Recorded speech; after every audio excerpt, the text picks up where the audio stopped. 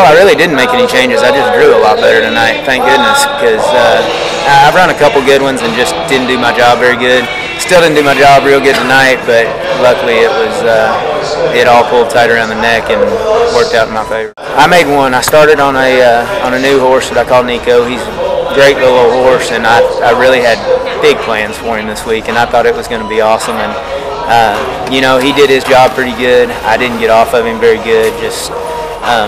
I just didn't do very good, flat out, and I blamed it on him. It was easy. He was the scapegoat, and I changed back to the Old Faithful.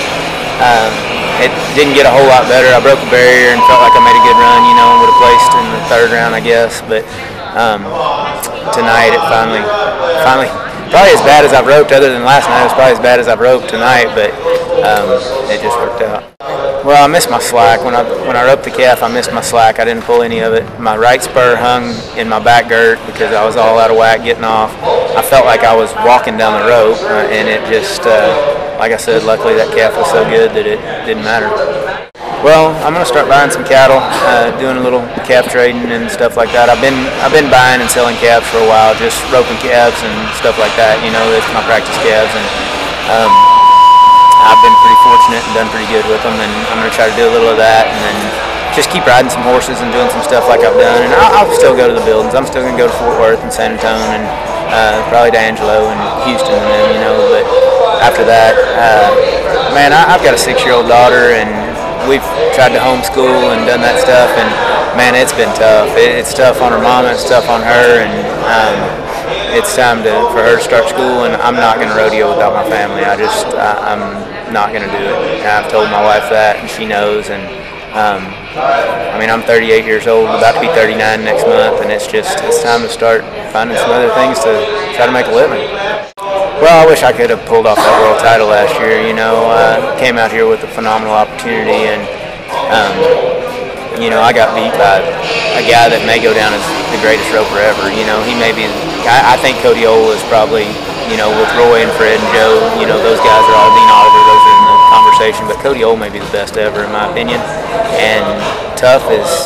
I mean, he's got an opportunity to get his name into that conversation, and I think he will, because he's as talented as I've ever seen. And I got beat by him last year. That's my only regret. I wish I would have won that world title. I wish I would have set my goals higher when I was young, because I kind of set goals to make the NFR, and it was almost like that was good enough.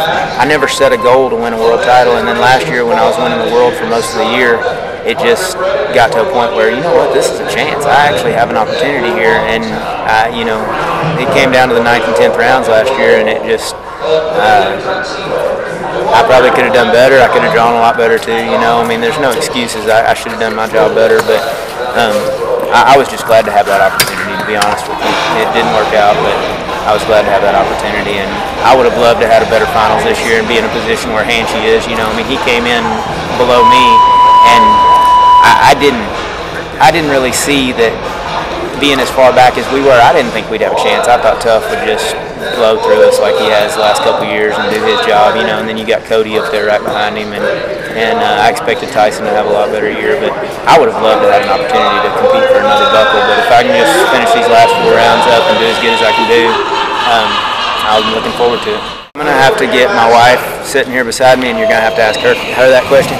If it was up to me, I'm going to be perfectly honest, I could rodeo forever. If I could put Paige and Addie in that truck and go, I'd rodeo forever. I know I can't do that, and I've been doing this for 18 years, and I've paid my bills and held my money together, but, I mean, whatever you win, you end up putting it back in horses and trucks and trailers. And I mean, I have a lot of stuff. I've acquired a lot of stuff over the years, but you're never gonna put enough money aside to pay for your child's education or support them, you know, have something to give to them when we go. And I want to find something, start something, and I haven't found it yet. You know, the cattle deal and the riding horses deal, that's not it, but I'm seeking something. I'm seeking an opportunity, and I'm willing to work and do whatever I have to do to try to make something work. And I plan on owning my own business and, you know, doing something in the long run that is lucrative.